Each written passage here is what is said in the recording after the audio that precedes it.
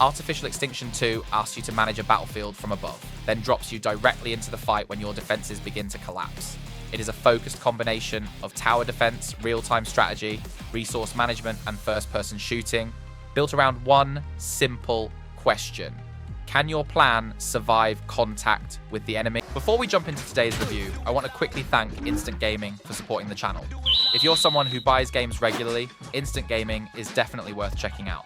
The platform offers discounts on thousands of titles across PC, PlayStation, Xbox, Nintendo Switch, and more, making it an easy way to expand your game library while spending less. One thing I like is how simple the whole process is. You can browse through new releases, upcoming games, and popular bestsellers, compare prices, and get your game key delivered quickly after purchase. Whether you're looking for the latest AAA blockbuster, a hidden indie gem, or even DLCs and expansions, there's a huge selection available.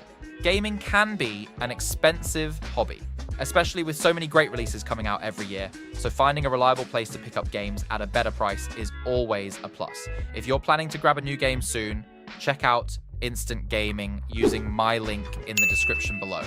It helps support the channel and lets you save some money on your next purchase at the same time.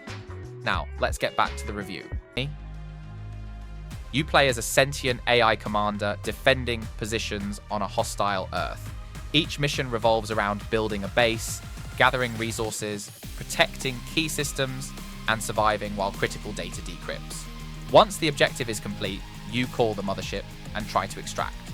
The most important feature is the ability to switch between two perspectives. In the RTS view, you play structures, watch attack routes, upgrade defenses, and manage the wider battle. In first person, you control a combat unit and personally target enemies that break through your defensive line.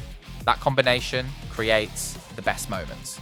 A base can look stable from above only for one side to collapse under pressure. You then have to leave command view, enter the fight, remove the immediate threat, repair the damage, and rethink your layout before the next wave arrives. Resource management adds another layer. Metal, uranium, and thorium are used alongside power and ammunition, so expanding too aggressively can leave your defenses unable to function. Miners and generators need protection, and turret placement matters because enemies can approach from different directions.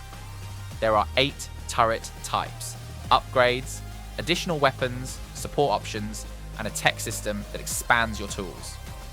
The campaign includes 10 handcrafted levels, while changing resource locations, attack paths, and base positions are intended to make repeat attempts less predictable. The presentation uses a clean military science fiction style. Machines, structures, terrain, and projectiles are generally easy to identify during busy attacks, which keeps tactical information readable. It is not a visually extravagant production, and some environments and animations can appear basic compared with larger budget shooters. However, the functional art direction supports the gameplay and keeps attention on enemy routes, resources, and defensive coverage. Weapon fire, turret activity, warning signals, and mechanical enemy sounds create a constant sense of pressure. The audio becomes especially useful when you are fighting in first person and cannot see the entire battlefield. The music supports the tension without becoming the main attraction. The story provides a clear science fiction setup rather than a cinematic campaign. The focus remains on survival and tactical decisions. The strongest feature is the transition between strategy and direct combat. It makes the player responsible for both the plan and its execution. The turrets, resources, upgrades, challenge modes, and changing layouts give it more depth than a basic wave defense shooter. The main drawback is that the systems can become demanding very quickly. Players who only want relaxed tower defense or pure FPS action may find the constant switching and resource pressure stressful. The campaign structure can also feel repetitive because every mission ultimately returns to building, defending, surviving, and extracting. Presentation and movement are functional rather than highly polished. At a regular price of around $20, the package is reasonably positioned for players who specifically enjoy difficult hybrid strategy games. 10 campaign levels, leaderboards, nightmare mode, and FPS only and RTS only challenges provide replay value, but this remains a specialized game.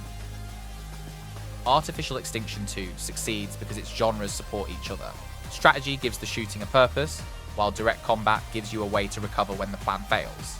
It can be unforgiving and slightly rough around the edges, but its central idea is strong and clearly developed. My final score is a 7.5 out of 10. It is a good choice for players who want active tower defense and enjoy being personally responsible for every weak point in their base.